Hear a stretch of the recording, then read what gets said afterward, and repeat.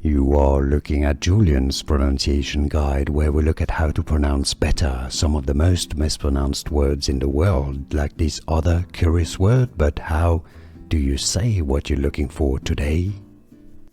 Let's learn once and for all how to pronounce these names. If you want to learn more confusing names pronounced correctly, stay tuned. I've got tons more for you at the end of this video. The most common pronunciation, because generally this is for Spanish and it's also used in English. It's Dani. That's the most common pronunciation. Now, if it's short for Daniel, some may say it as Dani as well. In Spanish, definitely the pronunciation is Dani.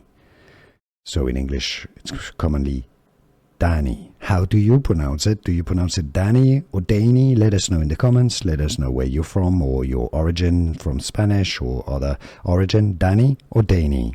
Let us know so we all learn from you how you pronounce it.